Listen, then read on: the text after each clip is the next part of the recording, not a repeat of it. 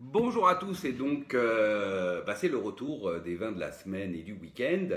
Après ces 15 jours de vacances qui furent absolument formidables, comme il se doit pour les vacances, où nous avons dégusté des choses absolument magnifiques, des grands crus superbes, des petits vins géniaux, enfin tout le panel pardon, de ce qui fait les joies de l'œnophilie, en tout cas de boire du bon vin.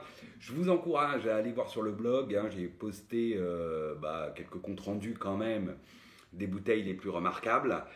Croisé durant ces vacances, le petit passage au château Le Cèdre à Cahors, hein, qui est un grand domaine de cèdre, qui m'a permis de voir l'évolution de ces Malbec de Cahors qui sont, je le dois dire, qui m'ont vraiment surpris.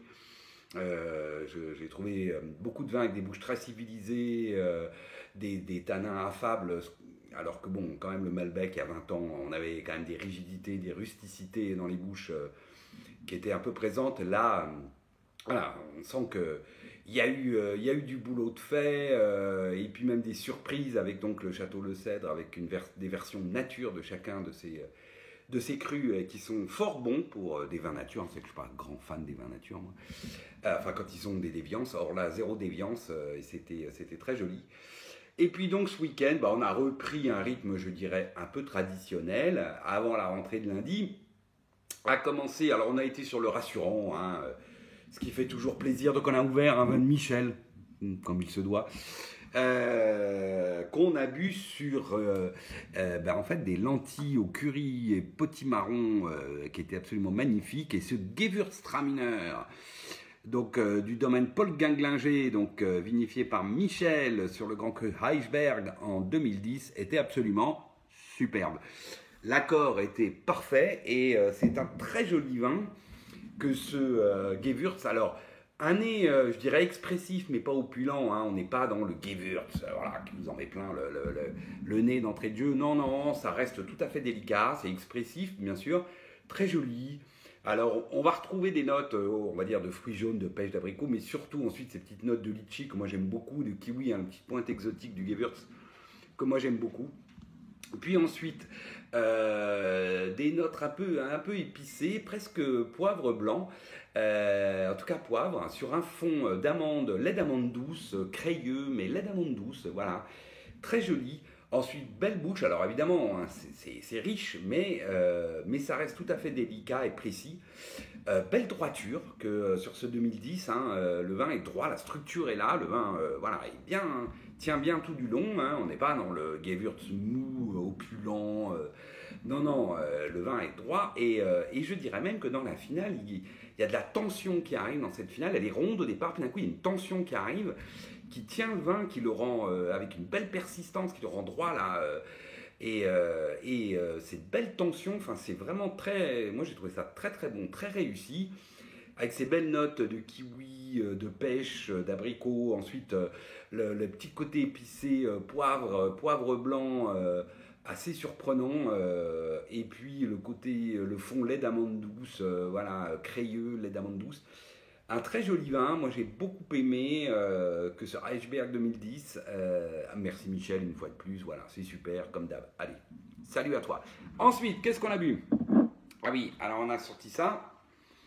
Un Beaune Bressandre de l'ami Jean-François Germain, donc de Henri Germain, 2015. Alors, pas un cru que je connais beaucoup. D'ailleurs, je n'en ai pas énormément en cave. C'est très bon. Alors, j'étais quand même un peu surpris. Hein. Le nez au départ, très classique. Plutôt fruits noirs au départ. Puis à l'aération, on tourne vraiment fruits rouges, framboises, groseilles. Belle note, on va dire classique, du pinot, hein, de ronces, de sous-bois, un petit côté frais, végétal. La petite pointe d'épices qui va bien, plutôt réglissée ici, sur un fond noyau un peu fumé. Voilà, je dirais très classique. Puis en bouche, on a une bouche au départ ample, très beau tanin, au départ soyeux, puis tout d'un coup, sur la finale, ça devient frais. Alors ce qui m'a surpris pour 2015, hein, qui est quand même un millésime assez mûr, etc., voire presque vif et avec une petite astringence dans l'empreinte tannique, voilà, qui m'a un peu surpris. Voilà, j'attendais quelque chose d'un peu plus soyeux sur la finale dans l'empreinte, mais bon, c'est très très bon sur la framboise. Hein, la finale, elle a de belles persistances sur la framboise, les épices, le petit côté ronce sous bois, le fond fumé. Je dirais un vin classique, très bien fait, très bon. Voilà, c'était parfait sur le filet mignon romarin, c'était très très bien. Et puis ensuite, ce midi, on a ouvert ça, que j'ai rapporté de la cave. Il en reste un petit fond, mais alors, je vais vous dire, c'est un coup de bol qu'il en reste un fond. Parce que ça, c'est absolument délicieux. Alors, c'est quoi donc? C'est les derniers états d'âme du Mas Julien en 2015. Donc, on est en coteaux du Languedoc. Mas Julien, c'est un domaine que j'aime beaucoup. Et je dois dire que ces états d'âme 2015 m'ont vraiment presque scotché, j'allais dire. J'en attendais pas grand-chose, enfin ni plus ni moins, voilà. Et puis j'ouvre ça, et puis c'est déjà le nez est très joli, un nez de prune, de cassis. Ensuite on a des notes garrigue, herbes séchées, mais vraiment garrigue. On a une pointe épicée type réglisse assez claire, sur un fond cacao et presque chocolat.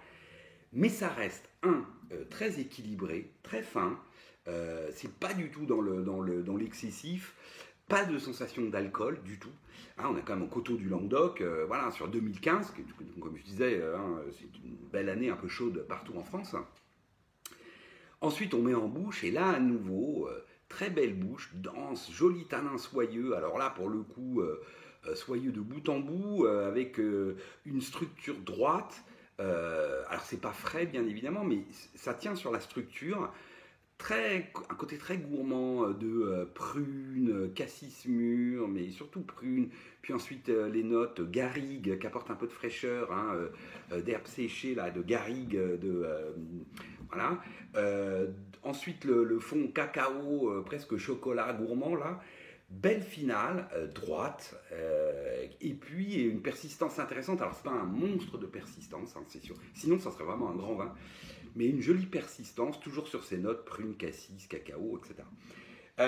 Mais, alors, surtout, la finale est très équilibrée, pas une sensation d'alcool, voilà, c'est tout en équilibre, c'est vraiment très bien fait. Sylvia, qui n'aime pas trop ce genre de vin, qui sont souvent un peu trop costauds pour elle, a bien aimé, parce que ça reste délicat et fin. Bref, une très jolie cuvée, que ces derniers états d'âme, et puis un très joli poème sur le ruisseau, qui est sur l'étiquette. On ne pouvait pas voir l'étiquette, mais sur le blog, je mettrai la photo de la bouteille, évidemment, et on verra mieux l'étiquette. Un poème en tout cas assez intéressant. Voilà. Et puis j'aime bien l'idée qu'un vigneron s'exprime aussi à travers les mots, au-delà de s'exprimer à travers le vin. Voilà, je vous souhaite à tous une bonne rentrée. Nous, ça recommence demain, et puis les enfants à l'école mercredi, donc on va reprendre un rythme un peu plus normal et classique. Et d'ici là, donc bonne rentrée. Je vous souhaite à tous d'avoir passé de belles vacances, et puis d'excellents moments pour ce retour au travail. Allez, salut, à la semaine prochaine.